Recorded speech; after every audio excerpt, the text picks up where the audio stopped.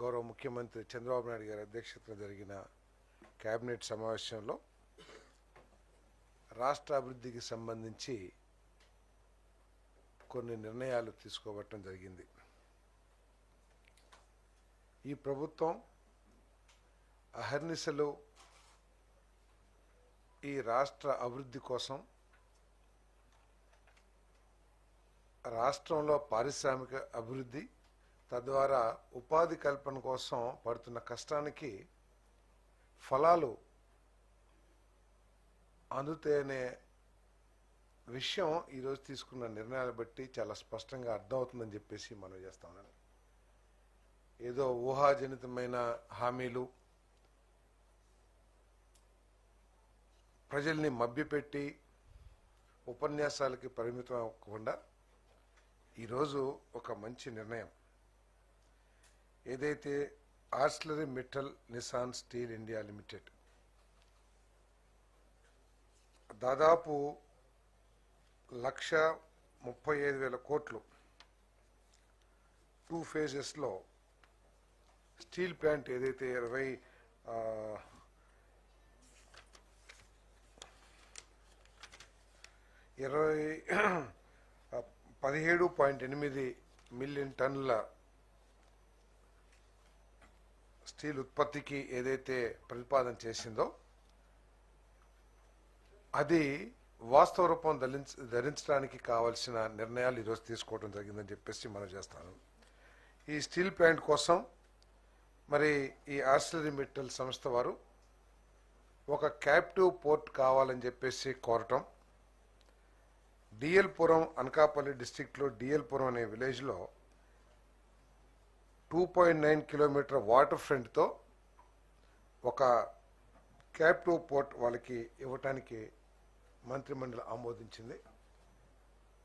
ఆ captive port ఇవ్వటానికి కేజీపీఎల్ Kakinada gateway port లిమిటెడ్కి సంబంధించిన కన్సెషన్ అగ్రిమెంట్లో కొన్ని క్లాజెస్ని మాడిఫై చేయాల్సి వచ్చింది. 30.11 Indian port act 1908 and amendment of class 30.11 దీన్ని అమెండ్మెంట్ చేయటం మూలంగా, ఎందుకంటే ఆ కన్సెషన్ అగ్రిమెంట్లో దానికి ఇంత డిస్టెన్స్లో ఇంకో కొత్త పోర్టుకి ఇవ్వకూడదు అనే నిబంధనలు ఉన్నాయి. కాబట్టి ఇది ఈ పెద్ద పెట్టుబడి, రాష్ట్రంలో దాదాపు 1,30,000 కోట్ల రూపాయల పెట్టుబడితో పెద్ద పరిశ్రమ వస్తుంది. కాబట్టి దానికి కావాల్సిన ఈ క్యాప్టివ్ పవర్ ప్లాంట్ కోసం ఆ కండిషన్ని అమెండ్మెంట్ చేయటం జరిగిందని చెప్పేసి మనం చేస్తా ఉన్నాం. దీని మూలంగా ఏంటంటే first phase 7.3 million metric tons per Yanam 55,964 కోట్ల రూపాయలతో జనవరి 2029కి మొట్టమొదటి దశ ఉత్పత్తి ప్రారంభించాలనే లక్ష్యంతో ఈ ప్రాజెక్టు టైం లైన్స్ నిర్దేశించబడి అని చెప్పేసి మనం చేస్తాను. ఫస్ట్ ఫేజ్లో దాదాపు 20,000 మందికి ఉద్యోగ అవకాశాలు లభిస్తాయి. Second phase 80,000 క్రోర్స్తో 10.5 million metric tons per Yanam దాదాపు 35,000 మందికి ఉపాధి కల్పించే రెండో దశ 2033కి కంప్లీట్ చేయాలని చెప్పేసి మరి టైం లైన్స్ ఫిక్స్ చేయడం జరిగిందని చెప్పేసి మనం చేస్తాం. ఏదైతే క్యాప్టివ్ పోర్ట్ ఈరోజు ప్రభుత్వం అనుమతించిందో ఫస్ట్ ఫేజ్లో 20.5 million metric tons per Yanam అంటే అంత కార్గోని హ్యాండిల్ చేయటానికి సంబంధించిన ఫస్ట్ ఫేజ్ పోర్టు 5,816 కోట్ల రూపాయలతో నిర్మించబడతా ఉంది. దానివల్ల 1,000 మందికి ఉపాధి అవకాశాలు లభిస్తాయి. ఇది కూడా జనవరి 2029 అంటే ఫ్యాక్టరీ అయిపోయేటప్పటికి ఇది కూడా సిద్ధమవుతుందని చెప్పేసి మనం చేస్తాం.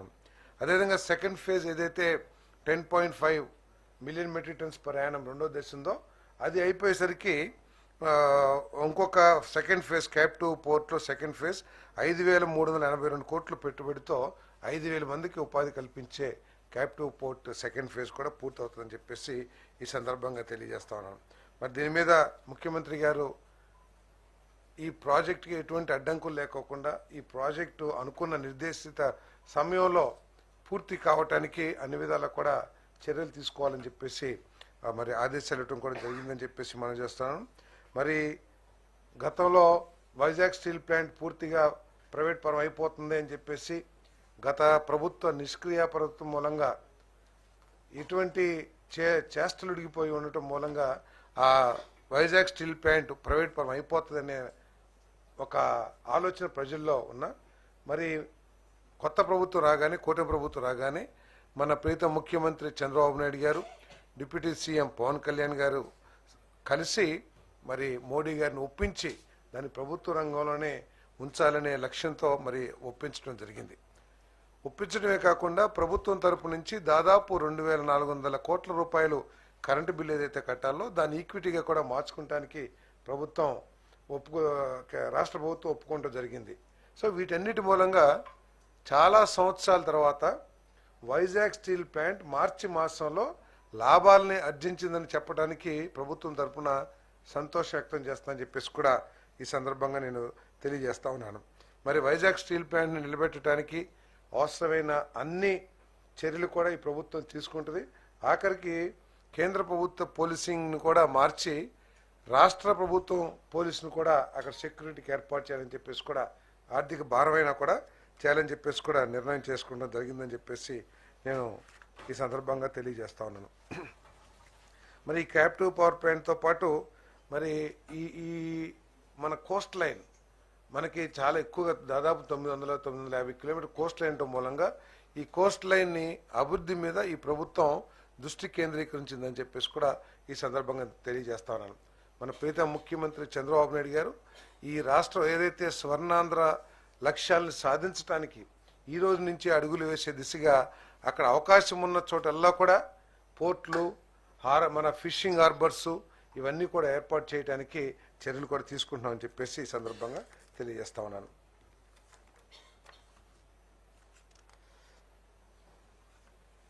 అదేవిధంగా 3 స్టార్ హోటల్స్లో రాష్ట్రంలో బార్ లైసెన్స్ ఫీజు 66 లక్షలు గత ప్రభుత్వం నిర్ణయించిన విషయం అందరికీ తెలిసిందే. ప్రభుత్వం యొక్క ఆలోచన, మా ప్రీతం ముఖ్యమంత్రి గారి ఆలోచన ఏమిటంటే భవిష్యత్తులో ఈ రాష్ట్రంలో టూరిజంకి అపారమైన అవకాశాలు ఉన్నాయి. టూరిజం డెవలప్మెంట్ ద్వారా రాష్ట్ర ఆదాయమే కాకుండా ఉపాధి అవకాశాలు కూడా చాలా మెరుగ్గా ఉంటాయనే ఆలోచనతో ముఖ్యమంత్రి గారు దీని మీద ప్రత్యేకమైన దృష్టి పెట్టారని చెప్పేసి కూడా మనం చేస్తా ఉన్నాం. దృష్టి పెట్టడమే కాకుండా రాష్ట్రంలో ఎక్కడెక్కడ ఈ టూరిజం డెవలప్మెంట్కి అవకాశాలు ఉన్నాయో, ఎందుకంటే 935 కిలోమీటర్లు 950 కిలోమీటర్లు కోస్ట్ లైన్ దాన్ని మనం ఎక్స్ప్లాయిట్ చేసి మన టూరిజం డెవలప్మెంట్కి మనం చర్యలు తీసుకోవాలని చెప్పేసి చెప్పడం జరిగింది. అదేవిధంగా ఈ రాష్ట్రంలో అనేక ప్రాంతాల్లో టెంపుల్ టూరిజం కూడా మనకి చాలా గొప్ప అవకాశం ఉంది. ఎందుకంటే బాలాజీ మన ఏడుకొండల టెంపుల్ కానివ్వండి, కనకదుర్గమ్మ టెంపుల్ కానివ్వండి, శ్రీశైలం పెద్ద పెద్ద టెంపుల్స్ అన్నీ కూడా మన రాష్ట్రంలో పేరెన్నికగా ప్రజల్లో బాహుళ్యం పొందిన టెంపుల్స్ ఉన్నాయి. దాన్ని కూడా ఆసరా చేసుకుని టెంపుల్ టూరిజం కూడా డెవలప్ చేయాలి. సో ఈ టూరిజం డెవలప్మెంట్ కావాలంటే రూమ్స్ అవైలబిలిటీ కానివ్వండి, ఇంకా ఇన్ఫ్రాస్ట్రక్చర్ కానివ్వండి, వారు ఎవరైనా సరే టూరిజం టెంపుల్కి వచ్చినప్పుడు 1-2 రోజులు వాళ్ళు గడపడానికి అవకాశాలు ఉండే విధంగా మనం టూరిజం ఇన్ఫ్రాస్ట్రక్చర్ని డెవలప్ చేయాలనే ఆలోచనతో ముఖ్యమంత్రి గారు చాలా స్పష్టమైన ఆదేశాలు సంబంధిత శాఖకి ఇవ్వటం జరిగిందని చెప్పేసి మనం చేస్తాను. దాంట్లో భాగంగానే 3 స్టార్ హోటల్స్ రూమ్స్ పెరగాల్సిన అవసరం ఉంది. సరిపోయినన్ని రూమ్స్ ఇప్పుడు లేవు. దాదాపు 50,000 రూమ్స్ని 5 సంవత్సరాల్లో నిర్మాణం చేయాలనే ఆలోచనతో మరి టూరిజం డిపార్ట్మెంట్ ఉన్న విషయాన్ని కూడా మీ దృష్టికి తీసుకొస్తా ఉన్నాను. మరి అదేవిధంగా ఈ టూరిజం డెవలప్మెంట్ కోసం చాలామంది హోటల్స్ 3 స్టార్ హోటల్స్లో ఉన్నా కూడా చాలా తక్కువ మంది ఈ బార్ లైసెన్స్లు తీసుకున్నారు. ఎందుకంటే ఇది 66 లక్షలు ఉండటం మూలంగా లాభదాయకత కాదనే ఉద్దేశంతో వాళ్ళు తీసుకోలేదు. మరి 66 లక్షల నుంచి బార్ లైసెన్స్ ఫీజుని 25 లక్షలకి తగ్గిస్తూ ఈ నిర్ణయం తీసుకోవడం జరిగింది. ఇది తగ్గించినా కూడా రాష్ట్ర ఆదాయానికి ఎక్కడ కూడా నష్టం వచ్చే పరిస్థితి లేదు. ఎందుకంటే చాలా హోటల్స్ అసలు లైసెన్స్ తీసుకోకుండానే ఉన్నారు. ఈరోజు తగ్గించినా కూడా దాని ద్వారా మద్యం వ్యాపారం జరగటం కానివ్వండి, టూరిజం కానివ్వండి, డైరెక్ట్ ఇండైరెక్ట్గా అనేక రకాలుగా రాష్ట్రానికి ఆదాయం చేకూరే అవకాశం ఉంది. కాబట్టి మరి దానికి ఈరోజు ఫీజును తగ్గిస్తూ మంత్రిమండలి ఆమోదం తెలిపిందని చెప్పేసి నేను మనవి చేస్తా ఉన్నాను. అదేవిధంగా చాలా సంవత్సరాల తర్వాత ఉగాది పురస్కారాలు కార్యక్రమం రాష్ట్ర ప్రభుత్వం పెద్ద ఎత్తున ముఖ్యమంత్రి గారి చేతుల మీద నిర్వహించడం జరిగింది. కళల్ని అన్ని రంగాలతో పాటు మన రాష్ట్రంలో ఉన్న పేరున్న అన్ని కళల్ని రంగాల్ని కూడా అభివృద్ధి చేయటం ప్రభుత్వం యొక్క లక్ష్యం.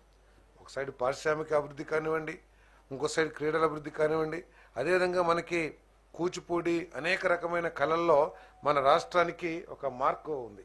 సో ఆ కళలను కూడా పోషిస్తాం, కవుల్ని పోషించటం, వివిధ రంగాల్లో కళారంగంలో నిష్ణాతులందరికీ కూడా మరి అవార్డ్స్ ఇచ్చే కార్యక్రమాన్ని నిర్వహించారు. ఆ నిర్వహించడానికి ఇచ్చిన జీవోల్ని రాటిఫై చేస్తూ కేబినెట్ తెలిపిందని చెప్పేసి మనం చేస్తాను. అదేవిధంగా ఏపీ పవర్ ఫైనాన్స్ కార్పొరేషన్ హడ్కో నుంచి 710 కోట్ల రూపాయలు ఈ రాష్ట్రంలో విద్యుత్ సౌకర్యాలను మెరుగుపరచడానికి కానివ్వండి, విద్యుత్ అభివృద్ధి కోసం 710 కోట్ల రూపాయలని హడ్కో నుంచి రుణాన్ని సేకరించడానికి మరి వారు రుణాన్ని తీసుకుంటా ఉన్నారు. దానికి రాష్ట్ర ప్రభుత్వం నుంచి గ్యారంటీ ఇవ్వాలనే ప్రతిపాదనని కేబినెట్ ఆమోదించిందని చెప్పేసి మనం చేస్తాం. ఎందుకంటే ఎలాగూ ఏపీ పవర్ ఫైనాన్స్ కార్పొరేషన్ లిమిటెడే అప్పు తీర్చుకుంటుంది. ఎందుకంటే ఇట్స్ రెవెన్యూ జనరేటింగ్ ఇది కాబట్టి.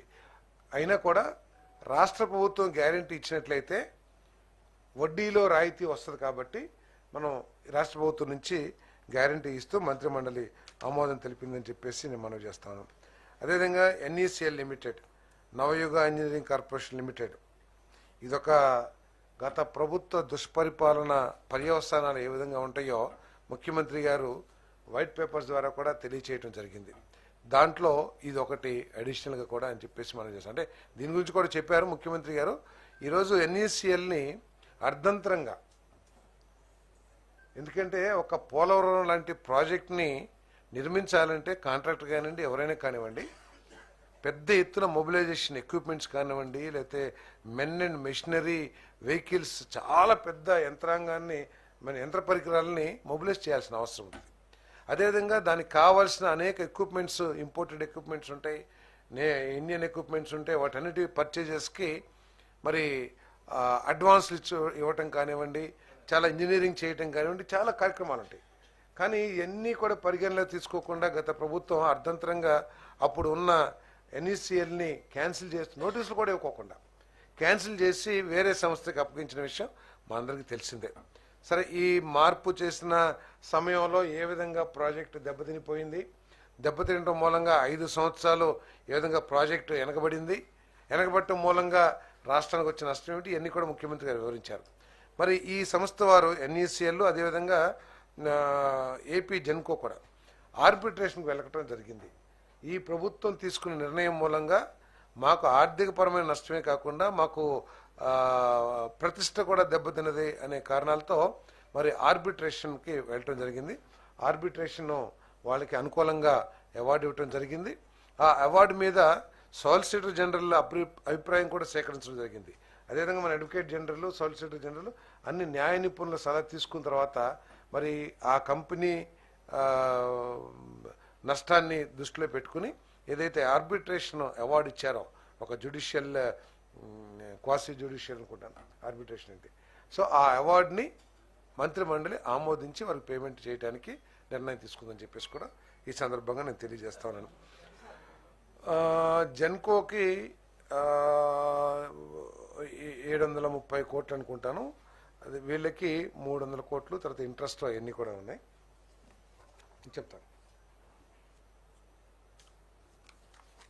మొత్తం 1735 కోట్లు. బట్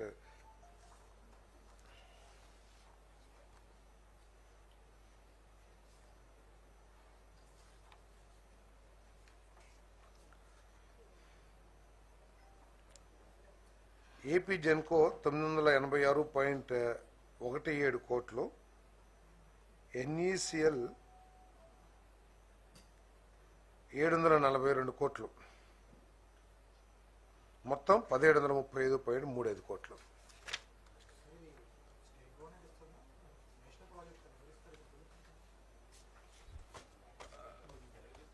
అది స్టేట్ గవర్నమెంట్ తీసుకున్న నిర్ణయం కాబట్టి పవర్ ప్రాజెక్ట్కి లేదు.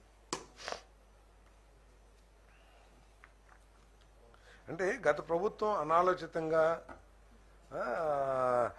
ఒంటెద్దు పోకడతో చేసిన ఈ నిర్ణయాల మూలంగా రాష్ట్ర ప్రభుత్వం ఏ విధంగా నష్టపోతుంది అనేది ఇదొక ఎగ్జాంపుల్. కట్టాలి కదా.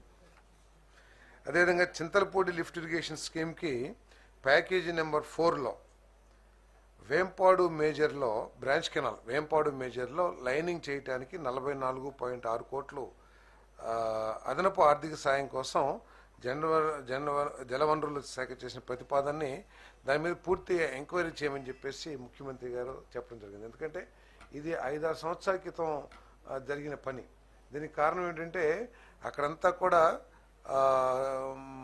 ఆ మట్టిలో కొన్ని మినరల్స్ సాల్ట్స్ ఉన్నాయి. వర్షం పడినప్పుడు ఆ సాల్ట్స్ అన్నీ కూడా కరిగిపోయి ఆ బండ్ వీక్ అయిపోయి కాలువలు పూడిగా వస్తుందనే ఉద్దేశంతో అక్కడ ఎక్కడైతే మట్టి పూడిక వస్తుందో అక్కడ రిటైనింగ్ వాల్ కట్టాలని చెప్పేసి గత ప్రభుత్వం అంటే 14-19 మధ్యనే నిర్ణయం తీసుకుని కట్టించారు. ఇది ఈపీసీ కాంట్రాక్ట్ అవటం మూలంగా ఈ రిటైనింగ్ వాల్కి ఏదైతే 44.6 కోట్లు ఖర్చు పెట్టారో ఇది అదనంగా ఈపీసీకి చేశారు. కాబట్టి ఇప్పుడు రాటిఫికేషన్ చేస్తానికి కేబినెట్ ముందుకు తీసుకురావడం జరిగింది ప్రతిపాదన. దీని మీద ఇంత ఆలస్యం జరగటానికి ఈ విధంగా ఎందుకు జరిగింది దీని మీద ఎంక్వైరీ చేయమని చెప్పేసి మరి ముఖ్యమంత్రి గారు సంబంధిత శాఖ అధికారుల్ని ఆదేశించడం జరిగిందని చెప్పేసి నేను మనం చేస్తాను. ఏమని అమలు తెలపలేదు, ఎంక్వైరీ చేసి ప్రపోజల్ పంపించమని చెప్పారు. అదేవిధంగా ఇంకొకటి ప్రెస్టీజియస్ ప్రాజెక్ట్, ఈ రాష్ట్రంలో అన్ని ప్రాంతాలు సర్వతోముఖ అభివృద్ధి చెందటానికి ముఖ్యమంత్రి గారు పడుతున్న తాపత్రయం కానివ్వండి, లేకపోతే ఆయన చేస్తున్న ఆలోచనలు కానివ్వండి, ఏదైతే పోలవరం బనకచెర్ల లింక్ ఉందో ఆ ప్రాజెక్టు నిర్మాణం కానివ్వండి, సర్వే కానివ్వండి, ఇవన్నీ చేయటానికి ఒక కంపెనీని ఏర్పాటు చేయాలని చెప్పేసి జలహారతి కార్పొరేషన్ పేరుతో స్పెషల్ పర్పస్ వెహికల్ ఏర్పాటు చేసేందుకు ఒక ప్రతిపాదన కేబినెట్ దగ్గరికి వచ్చింది. దాన్ని ఆమోదించుకోవడం జరిగిందని చెప్పేసి మనం చేస్తాను. ఈ ప్రాజెక్టు ఎవరు ఊహించిన విధంగా మరి రాష్ట్రంలో ఉన్న జల వనరులన్నింటినీ వినియోగించుకొని అన్ని ప్రాంతాలు కూడా అభివృద్ధి చెందాలనే లక్ష్యంతో ప్రత్యేకంగా రాయలసీమ ఇప్పుడు దాకా ఏదైతే మనం కరువు సీమగా మనం అనుకుంటూ ఉండేవామో దీన్ని రత్నాల సీమగా మార్చాలనే లక్ష్యంతో అక్కడ కూడా పుష్కలంగా నీళ్లు లభించాలనే లక్ష్యంతో ఈ ప్రాజెక్ట్ని ముఖ్యమంత్రి గారు చాలా సీరియస్గా తీసుకున్నారని చెప్పేసి తీసుకుంటమే కాకుండా ఈ 4 సంవత్సరాల్లో కూడా ఈ ప్రాజెక్టు మీద కన్సిడరబుల్ పురోగతి రావాలనే లక్ష్యంతో ఈ ప్రభుత్వం పనిచేస్తుందని చెప్పేసి మనం చేస్తాను. ఎందుకంటే ఒక అనుభవజ్ఞుడైన ముఖ్యమంత్రి రాష్ట్ర పగ్గాలను చేపడితే రాష్ట్రానికి ఏ విధమైన మేలు జరిగిద్ది అనడానికి ఈ ఆలోచన ఒక నిదర్శనం అని చెప్పేసి కూడా ఈ సందర్భంగా తెలియజేస్తాను. ప్రతి సంవత్సరం కూడా గత 100 సంవత్సరాలు మనం తీసుకున్నట్లయితే ప్రతి సంవత్సరం 1000 నుంచి 2000 టీఎంసీల నీళ్లు వృధాగా సముద్రంలోకి వెళ్ళిపోతూ ఉంటాయి. ఎన్ని ప్రాజెక్టులు తెలంగాణలో కట్టారు, పైన మహారాష్ట్రలో కట్టారు, ఏ రాష్ట్రాల ద్వారా ఈ నది ప్రవహిస్తుందో అక్కడ అన్ని కూడా ప్రాజెక్టులు కట్టారు విత్ పర్మిషన్ విత్ అన్ని కూడా. అయినా కూడా అన్ని ప్రాజెక్టులు కట్టినా నీటిని వినియోగించుకోగా ఇంకా 100 సంవత్సరాలు మనం హిస్టరీ తీసుకుంటే 1000 నుంచి 2000 టీఎంసీల నీళ్లు వృధాగా సముద్రంలోకి వెళ్ళిపోతా ఉన్నాయి.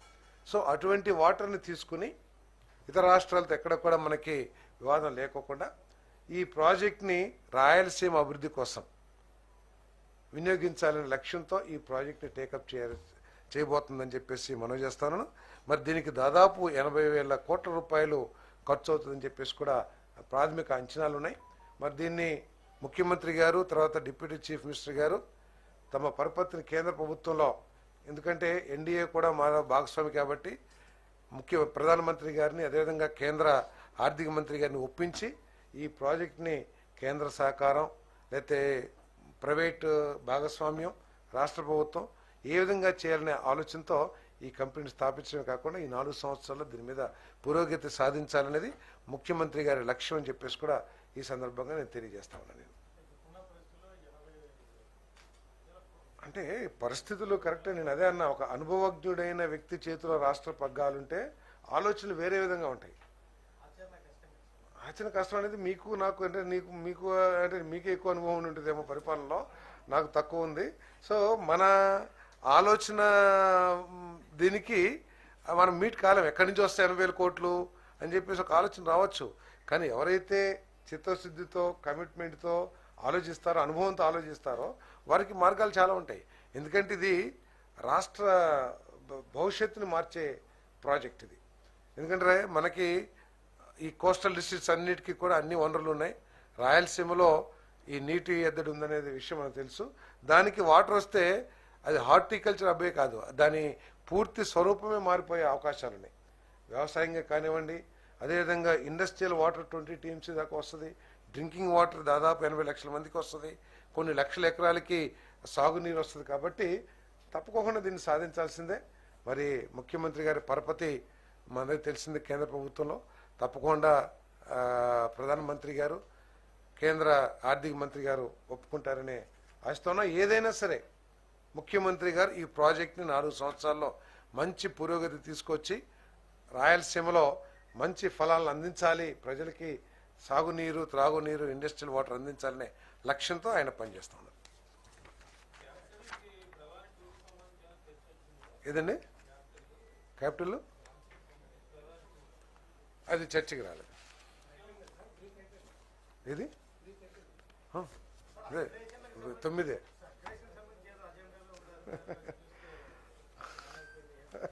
మాయమేం కాలేదు. కానీ ఇంకా వైడ్గా చర్చించండి. ఇంకా కొన్ని ఎడిషన్స్ చేస్తే ఏ విధంగా ఉంటుంది అనే డిస్కషన్ అక్కడ వచ్చింది. చేయలే కాదు అంటే ఫస్ట్ అసలు ఇది క్యాబినెట్కి వెళ్ళాలా వద్దా అనేది కొద్దిగా ఫుల్ స్టాప్ పడింది. తర్వాత మీ అందరితో కూడా చర్చించి నిర్ణయం తీసుకోలేదంతా కొంత సమయం పోయింది. తర్వాత క్యాబినెట్కి వెళ్ళాలని నిర్ణయం తీసుకున్న తర్వాత అది మళ్ళీ లీగల్గా కూడా వెట్టింగ్ చేయించాల్సిన పరిస్థితి ఏర్పడతాం. తర్వాత ఇదేంటంటే క్యాబినెట్కి రావాలా అనే విషయం మీద కూడా కొంత అపోహ ఉండింది. బట్ ముఖ్యమంత్రి గారు ఏంటంటే వైడ్గా డిస్కస్ చేసి ఎవరు కూడా తర్వాత మాకు రిప్రజెంటేషన్ లేదు, మాకు అన్యాయం జరిగింది అనే భావన లేకోకుండా మీరు అందరితో కూడా పొలిటికల్గా కూడా డిస్కస్ చేసి అదేవిధంగా అవసరమైతే ఒక సబ్ కమిటీని ఏర్పాటు చేసి, క్యాబినెట్ సబ్ కమిటీని ఏర్పాటు చేసి దీని మీద ఇంకా కూలంకుషంగా చర్చించమని చెప్పారు. తప్పకుండా నెక్స్ట్ క్యాబినెట్ మీటింగ్కి కానీ నెక్స్ట్ క్యాబినెట్ మీటింగ్కే తీసుకెళ్తానికి ప్రయత్నం చేస్తాం. రాష్ట్రంలో ఉన్న సీనియర్ ఐఏఎస్ అందరు ఐఏఎస్ అధికారులు, సీనియర్ ఐఏఎస్ అధికారులు కాదు, గ్రామాలకు వెళ్ళి 3 days 2 nights అక్కడే ఆ విలేజ్లోనే స్పెండ్ చేసి ఈ 5 సంవత్సరాల్లో విలేజెస్ని అదేవిధంగా ఈ పేదరికంలో ఉన్న ప్రజల్ని ఏ విధంగా అభివృద్ధి చేయాలనే దానికి ఒక అజెండా తయారు చేయడానికి కానివ్వండి, లేకపోతే ఒక రూట్ మ్యాప్ తయారు చేయడానికి కానివ్వండి ఉపయోగపడుతున్న ఉద్దేశంతో, అదేవిధంగా గ్రామాల్లో ఉన్న పరిస్థితుల మీద సీనియర్ ఐఏఎస్ అధికారులు కూడా ప్రస్తుత పరిస్థితుల మీద అవగాహన రావటం ద్వారా మంచి పరిపాలనకి మార్గం ఏర్పడుతున్న లక్ష్యంతో సీనియర్ ఐఏఎస్ అధికారులందరూ కూడా 3 రోజులు 2 రాత్రులు ఆ విలేజ్లోనే గడిపే విధంగా ఒక కార్యక్రమాన్ని రూపొందించబోతా ఉన్నారు. మరి వాళ్ళందరూ కూడా విధిగా వెళ్ళి వాళ్ళందరూ ఒక రిపోర్ట్ తయారు చేసినాక ప్రభుత్వం తరపు నుంచి ఏ విధంగా చేయాలి, దాంట్లో గ్రామాభివృద్ధికి ఇన్ఫ్రాస్ట్రక్చర్ కానివ్వండి, లేకపోతే ప్రజల అవసరాలు లైక్ వాటర్ కానివ్వండి, ఎలక్ట్రిసిటీ కానివ్వండి, గ్యాస్ కానివ్వండి, ఇంకా మంచినీళ్ళు కానివ్వండి, ఇవన్నీ కూడా ఏ విధంగా చేయాలి, ఏమేమి లోపాలు ఉన్నాయి, ఇంకా ఏం చేయాలనే దాని మీద కూడా ఒక అవగాహన వస్తుందనే ఉద్దేశంతో ఇది ఒక మంచి కార్యక్రమం. ఈ ఏప్రిల్ మాసంలోనే దీన్ని చేయాలని చెప్పేసి కూడా ఆలోచన చేస్తాను.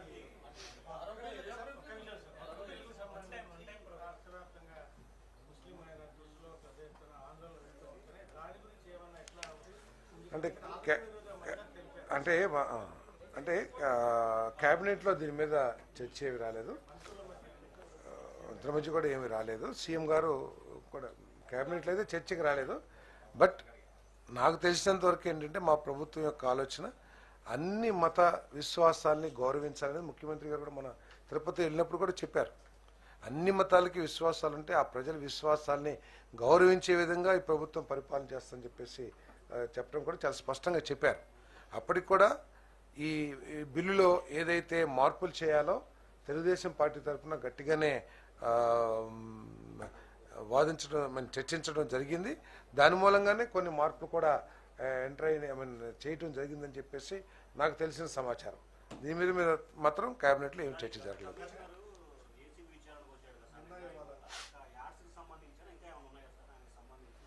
ఎంక్వైరీ చేసేవాళ్ళు తెలుస్తాయి అంటే ఏమేమి పాయింట్స్ పెట్టారో. మా శాఖ ఉన్న మేము ఎంక్వైరీ చేసేటైతే నాకు తెలుస్తుంది ఎంక్వైరీ పాయింట్స్ ఏంటి అనేది. ఎంక్వైరీ కమిషనో లేకపోతే ఏసీబీ ఏదో ఉంటారు కదా. మీకు తెలిసినట్టే నాకు తెలుసు. ఇంకేమైనా విషయాలు ఉన్నాయేమో ఎంక్వైరీ చేసే అధికారి ఇప్పటికే ప్రిలిమినరీ ఎంక్వైరీ ద్వారా తెలిసిన విషయాలన్నిటి మీద కూడా సమాచారం తీసుకుంటారు.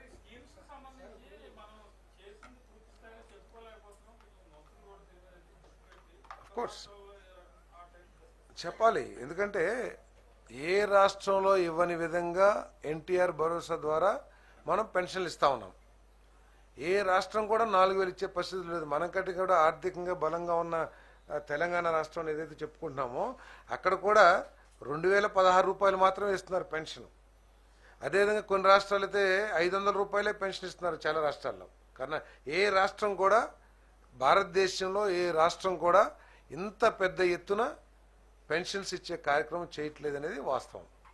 సో 4,000 రూపాయలు పెన్షన్ ఇస్తున్న ఈ ప్రభుత్వం ఇస్తుంది. దాన్ని ప్రజల్లోకి తీసుకెళ్లాల్సిన బాధ్యత మా అందరి మీద కూడా ఉందని చెప్పేసి మేము భావిస్తాను. దీంతోపాటు అదనంగా దీపం 2 ఏదైతే ఉందో దాదాపు 99-98 లక్షల మందికి సిలిండర్లు ఇవ్వడం జరిగింది. మళ్ళీ ఈ నెలలోనో లేకపోతే వచ్చే నెలలోనో అదనంగా 2 లక్షల గ్యాస్ కనెక్షన్లు కొత్తగా ఇవ్వండి అని చెప్పేసి ఇదే కంపెనీస్ ద్వారా ఆయిల్ కంపెనీస్ ద్వారా ఇచ్చారు. అంటే 1 కోటి మందికి పైగా ఉన్న గ్యాస్ కస్టమర్స్కి మరి గ్యాస్ వినియోగదారులకి మనం 3 సిలిండర్లు ఇచ్చే కార్యక్రమం చేయబోతా ఉన్నాం. సంవత్సరానికి కాదు, పర్ సిలిండర్ దాదాపు 800 నుంచి 900 కోట్ల రూపాయలు సబ్సిడీ ఇస్తా ఉన్నాం. సో ఇన్ని కార్యక్రమాలు చేస్తున్నప్పుడు తప్పకుండా చెప్పుకోవాల్సిన, ప్రజల్లో తీసుకెళ్లాల్సిన అవసరం ఉంది. కొంతమంది మేమేదో చేసామని చెప్తారు. ఈ ఒక్క పెన్షన్కి మీరు కూడా చూస్తే లెక్క చూస్తే వాళ్ళు పెన్షన్ 2,000 నుంచి 3,000 5 సంవత్సరాలు చేశారు. అంటే యావరేజ్ 2,500 ఇచ్చారు. ఈరోజు మేము 4,000 ఇస్తున్నాం. సో వాళ్ళు ఇచ్చిన అమ్మఒడి కానివ్వండి, లేదా పెన్షన్ కానివ్వండి, లేదా చేయూత కానివ్వండి, ఇవన్నీ కలిస్తే మేము ఇప్పటికి ఇచ్చిన పథకాలకే సమానం. దీపం కానివ్వండి, లేదా అన్న క్యాంటీన్ కానివ్వండి, లేదా ఎన్టీఆర్ భరోసా కానివ్వండి, ఈ మూడింటికి వాళ్ళు ఇచ్చిన పథకాలన్నీ కూడా సమానం. అంటే దాదాపు 33,000 కోట్ల రూపాయలు సంవత్సరానికి ఇస్తున్నామంటే 5 సంవత్సరాల్లో 1,65,000 కోట్ల రూపాయలు ఒక్క ఎన్టీఆర్ భరోసానే అయిపోయింది. వాళ్ళని చెప్పారు మేము 2,50,000 కోట్ల ఏది ఇచ్చామన్నారు.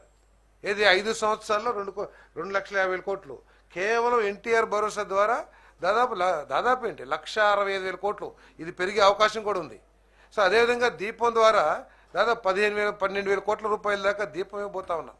మరి 1 కోటి మందికి దాదాపు ఇప్పటికే భోజనం కడుపు నింపే మన ఆకలి తీర్చే కార్యక్రమం చేస్తూ ఉన్నాం. రేపు మేలో అంటే జూన్కి వచ్చేటట్లు 9,000 కోట్ల రూపాయలు సుమారు నాకు తెలిసి సబ్జెక్టు కరెక్షన్ ఫిగర్ తల్లి దేవునికి పోతా ఉన్నాం. 5 సంవత్సరాలు ఎంత అయింది? 45,000 కోట్లు. సో ఇవన్నీ కూడా ఏదో వాళ్ళు చెప్పుకుంటానికి అవి ఇస్తూ మేము ఇటువంటి ఆశ్రయ మెట్టలు కానివ్వండి, నిన్న లోకేష్ గారు శంకుస్థాపన చేసిన రిలయన్స్ 65,000 కోట్ల రూపాయలు పెట్టుబడితో ఉన్న కంప్రెస్డ్ బయోగ్యాస్ ప్లాంట్స్ కానివ్వండి, మొన్న స్వయాన ప్రధానమంత్రి గారి చేతుల మీద 2 లక్షల కోట్ల విలువ చేసే గ్రీన్ హైడ్రోజన్ ప్లాంట్ శంకుస్థాపన కానివ్వండి, ఇవన్నీ కూడా జరుగుతున్నాయి. ఒక సింపుల్ ఎగ్జాంపుల్, మా కాన్స్టిట్యున్సీ పక్కన మల్లవల్లిలో అశోక్ లేలాండ్ కంపెనీ ఉంది. అశోక్ లేలాండ్ కంపెనీ నిర్మాణం 2014-19లోనే అయిపోయింది పూర్తిగా నిర్మాణం. అన్ని మంచిగా ఉంటే 2019లోనో 20లోనో ప్రారంభం అయిపోయేది, ఉత్పత్తి ప్రారంభించేది.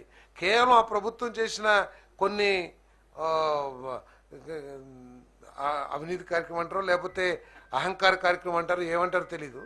దాని మూలంగా వాళ్ళు గేటుకి తాళం వేసి వెళ్ళిపోయారు. కొన్ని 100 కోట్ల పెట్టుబడి పెట్టిన అశోక్ లేలాండ్ 5 సంవత్సరాలు మేము చేయము ఇక్కడ అని చెప్పేసి తాళం వేసి వెళ్ళిపోయినాయి. ఈరోజు మళ్ళీ మొన్న లోకేష్ గారి చేతుల మీద కూడా హిందూజా గారు డైరెక్ట్గా ఇక్కడికి వచ్చి అది ఓపెన్ చేయడం మూలంగా ఈరోజు మా ప్రాంతాలందరిలో కూడా రోజు వచ్చి అశోక్ లేలాండ్కి ఒక లెటర్ ఇవ్వండి, మాకు ఒక ఉద్యోగానికి రికమెండేషన్ చేయండి అని అడుగుతున్నారు. కొన్ని 100 మందికి ఉపాధి అవకాశాలు వస్తున్నాయి. సో సంక్షేమ కార్యక్రమం, అభివృద్ధి కార్యక్రమం, ఉపాధి కార్యక్రమం ఇవన్నీ కూడా చేస్తూ ఉన్నాం. అది పరిపాలన అంటే. అంతేగాని నేను బటన్ నొక్కానంటే అది నొక్కుడులోనే అయిపోతుంది. ఏదన్నా మాకు అవకాశం కల్పించింది, అవకాశాల కోసం మేము చూస్తున్నా. కానీ రాష్ట్ర ప్రజలు పడ్డ నష్టాన్ని గురించి మేము బాధపడతా ఉన్నాం. మాకు అవకాశం రాకపోయినా పర్లేదు, కానీ ఈ రాష్ట్ర ప్రజలకి మేలు జరిగినట్టయితే మేము సంతోషపడేవాళ్ళం. ఎందుకంటే అక్కడ శంకుస్థాపన మా తెలుగుదేశం హయాంలోనే 2014-19లో జరిగింది. మేము దాన్ని ప్రారంభోత్సవం చేయకపోయినా 18-24 మధ్యలో ఉపాధి నిరుద్యోగ యువకులకి ఉపాధి లభించినట్లయితే మేము సంతోషపడేవాళ్ళం. మేము ప్రారంభించిన పని ద్వారా ప్రజలకు మేలు జరుగుతుందని చెప్పేసి. అదేవిధంగా చాలా కంపెనీలు కూడా ఇప్పుడు స్టార్ట్ అవుతానికి, ఏదో చాక్లెట్ కంపెనీ కూడా ఏదో పేరు నాకు తెలియదు, చాక్లెట్ కంపెనీ, తర్వాత ఈ స్పిన్నింగ్ మిల్లు, ఇవన్నీ ఉన్నాయి. వాళ్ళు కూడా ప్రారంభిస్తానికి చర్యలు తీసుకుంటారని చెప్పారు. న్యూట్రన్ కాదనుకుంటే ఏదో పేరు ఉంది.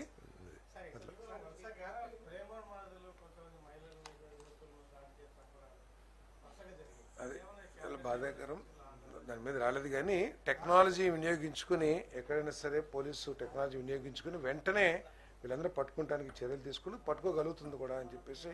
సో దీన్ని అరికట్టడానికి ఎటువంటి చర్యలు తీసుకోవాలి, అరికట్టడానికి చర్యలు తీసుకుంటారు. ఎస్ తీసుకున్నారు. ఇప్పుడు మీరు చేయాల్సింది ఏంటంటే చివరి రోజు మనం ప్రజల ఆలోచనలో కానివ్వండి, లేకపోతే గత ప్రభుత్వం చేసిన ఈ గంజాయి వనాల మూలంగా కానివ్వండి, వీటన్నిటి మూలంగా కూడా ప్రజల్లో కొంత ఇది వచ్చింది. వాటిని అరికట్టాల్సిందే. సరే, గత ప్రభుత్వం మీద చెప్పుకుంటూ అది కాదు, అట్లా కాదు. అంటే నేను అనేది ఇక్కడ ఈ రాష్ట్రంలో వాతావరణాన్ని గత ప్రభుత్వం ఏ విధంగా చెడగొట్టిందని చెప్తాను ప్రయత్నం చేస్తున్నాను. వాళ్ళ మూలంగా ఈ కంటిన్యూ అవ్వాలనే మా ఆలోచన కాదు. ఇది చేయాలని చెప్పేసి ప్రయత్నం చేస్తున్నాం అన్ని విధాలా కూడా. ఇప్పుడు కొన్ని వేల కెమెరాలు, ఏదైతే కెమెరాస్ ఏమంటారు, కెమెరాస్ CCTVs, అవి పని చేయకపోయినా పట్టించుకోవాలి గత ప్రభుత్వం.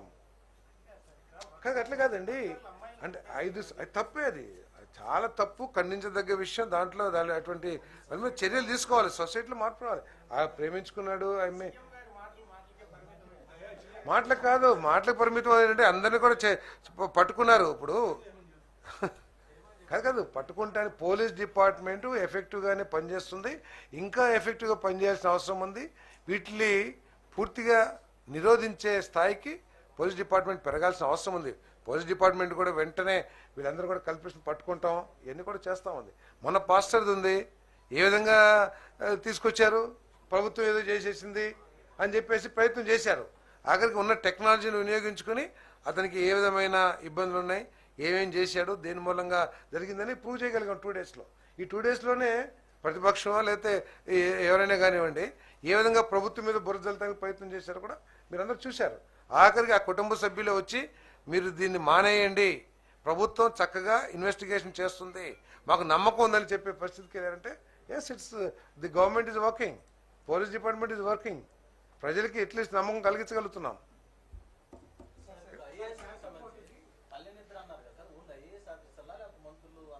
IAS officer, senior IAS, all IAS officers. ఇది 3 రోజులు 2 nights, 3 days 2 nights. నో ఈ నెలలో. అంటే సమ్మర్లో చాలా సమస్యలు ఉంటాయి కాబట్టి వాటి మీద కూడా ఉంటాయి. ఇప్పుడు ఉంటాయి. 100% అది ప్రైవేట్ వాళ్ళు కట్టుకుంటారు. కానీ అన్ని permissions subject to obtaining all permissions from all departments, central government. ఎంత వాళ్ళే నిర్ణయించింది, ప్రైవేట్ది ప్రాజెక్ట్ కాదు. మనం పర్మిషన్ ఇస్తున్నాం.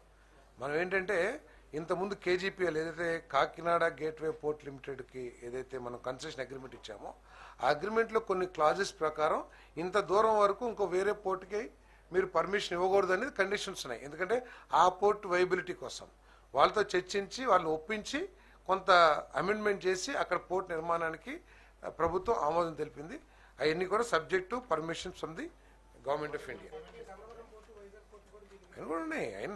అన్నిటినీ పరిగణలోకి తీసుకుని అనుమతి ఇవ్వడం జరిగింది. దీనికి కావాల్సిన కేంద్ర ప్రభుత్వం నుంచి రావాల్సిన అనుమతులన్నింటిని కూడా తీసుకొచ్చి వచ్చి ప్రారంభిస్తారు.